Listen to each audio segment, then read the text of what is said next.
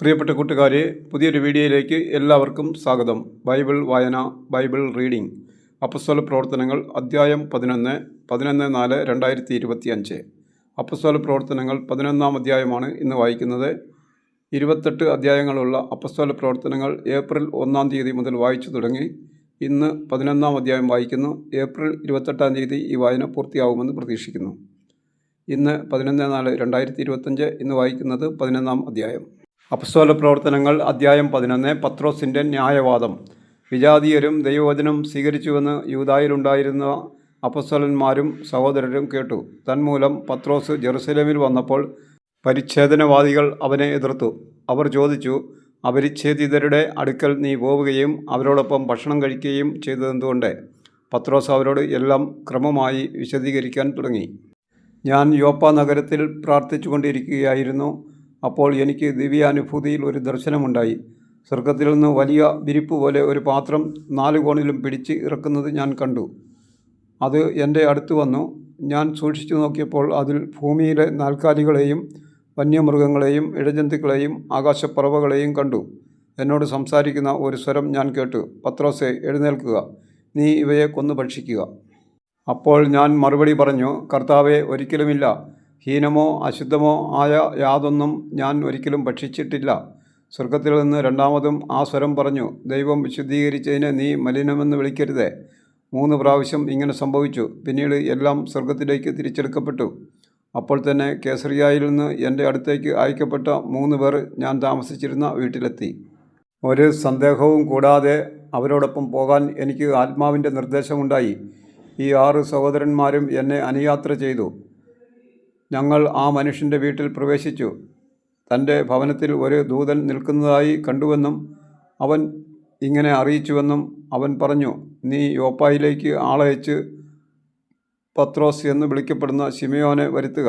നിനക്കും നിൻ്റെ ഭവനത്തിന് മുഴുവനും രക്ഷ കിട്ടുന്നതിനുള്ള കാര്യങ്ങൾ അവൻ നിന്നോട് പറയും. ഞാൻ അവരോട് പ്രസംഗിക്കാൻ തുടങ്ങിയപ്പോൾ മുമ്പ് നമ്മുടെ മേൽ എന്നതുപോലെ തന്നെ അവരുടെ മേലും പരിശുദ്ധാത്മാവ് വന്നു. അപ്പോൾ ഞാൻ കർത്താവിൻ്റെ വാക്കുകൾ ഓർത്തു. യോഹന്നാൻ ജലം കൊണ്ട് സ്നാനം നൽകി, നിങ്ങളാകട്ടെ പരിശുദ്ധാത്മാവിനാൽ സ്നാനമേൽക്കും. നാം യേശുക്രിസ്തുവിൽ വിശ്വസിച്ചപ്പോൾ ദൈവം നമുക്ക് നൽകിയ അതേ ദാനം അവർക്കും അവിടെ നിന്ന് നൽകിയെങ്കിൽ ദൈവത്തെ തടസ്സപ്പെടുത്താൻ ഞാൻ ആരാണ്? ഈ വാക്കുകൾ കേട്ടപ്പോൾ അവർ നിശബ്ദരായി. ജീവനിലേക്ക് നയിക്കുന്ന അനുതാപം വിജാതിയർക്കും ദൈവം പ്രദാനം ചെയ്തിരിക്കുന്നു എന്ന് പറഞ്ഞുകൊണ്ട് അവർ ദൈവത്തെ മഹത്വപ്പെടുത്തി. സഭ അന്ത്യോക്യായിൽ സ്തേഫാനോസിനെ സംബന്ധിച്ചുണ്ടായ പീഡനം നിമിത്തം ചിതറിക്കപ്പെട്ടവർ ഫിനീഷ്യ, സൈപ്രസ്, അന്ത്യോക്യ എന്നീ പ്രദേശങ്ങൾ വരെ സഞ്ചരിച്ചു. യഹൂദരോടല്ലാതെ മറ്റാരോടും അവർ വചനം പ്രസംഗിച്ചിരുന്നില്ല. അക്കൂട്ടത്തിൽ സൈപ്രസിൽ നിന്നും കീറേനയിൽ നിന്നുമുള്ള ചിലർ ഉണ്ടായിരുന്നു. അവർ അന്ത്യോക്യായിൽ വന്നപ്പോൾ ഗ്രീക്കുകാരോടും കർത്താവായ യേശുവിനെക്കുറിച്ച് പ്രസംഗിച്ചു. കർത്താവിൻ്റെ കരം അവരോട് കൂടെ ഉണ്ടായിരുന്നു. വിശ്വസിച്ച വളരെ പേർ കർത്താവിലേക്ക് തിരിഞ്ഞു. ഈ വാർത്ത ജെറുസലേമിലെ സഭയിലെത്തി. അവർ ബാർണബാസിനെ അന്ത്യോക്യായിലേക്ക് അയച്ചു.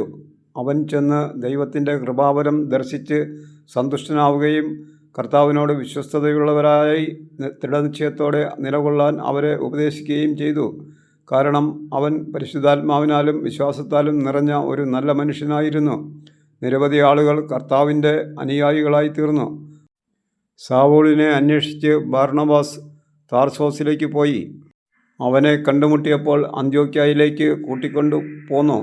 1 വർഷം മുഴുവൻ അവർ അവിടുത്തെ സഭാ സമ്മേളനങ്ങളിൽ പങ്കെടുക്കുകയും വളരെ പേരെ പഠിപ്പിക്കുകയും ചെയ്തു. അന്ത്യോക്യായിൽ വെച്ചാണ് ശിഷ്യന്മാർ ആദ്യമായി ക്രിസ്ത്യാനികൾ എന്ന് വിളിക്കപ്പെട്ടത്. ഇക്കാലത്ത് ജെറുസലേമിൽ നിന്ന് പ്രവാചകന്മാർ അന്ത്യോക്യായിലേക്ക് വന്നു. അവരിൽ ഹാഗാബോസ് എന്നൊരുവൻ എഴുന്നേറ്റ് ലോകവ്യാപകമായ ഒരു വലിയ ക്ഷാമം ഉണ്ടാകും എന്ന് പരിശുദ്ധാത്മാവിനാൽ പ്രചോദിതനായി പ്രവചിച്ചു. ക്ലൗദിയൂസിൻ്റെ ഭരണകാലത്ത് ഈ ക്ഷാമമുണ്ടായി. ശിഷ്യരെല്ലാവരും തങ്ങളുടെ കഴിവനുസരിച്ച് യൂദയായിൽ താമസിച്ചിരുന്ന സഹോദരർക്ക് ദുരിതാശ്വാസം എത്തിച്ചു കൊടുക്കാൻ തീരുമാനിച്ചു. ബാർണബാസും സാവൂളും വഴി സഹായം ശ്രേഷ്ഠന്മാർക്ക് എത്തിച്ചു കൊടുത്തുകൊണ്ട് അവർ അത് നിർവഹിക്കുകയും ചെയ്തു. 28 അധ്യായങ്ങളുള്ള അപ്പസ്തോല പ്രവർത്തനങ്ങൾ എന്ന ഈ സുവിശേഷം മുഴുവൻ വായിക്കാൻ കൃപ തരണമേ എന്ന് ദൈവത്തോട് പ്രാർത്ഥിക്കുന്നു. ഇന്ന് അപ്പസ്തോല പ്രവർത്തനങ്ങൾ എന്ന സുവിശേഷം 11-ാം അധ്യായം വായന പൂർണ്ണമായി. അതിന് സഹായിച്ച ദൈവത്തോട് നന്ദി പറയുന്നു. Thank you.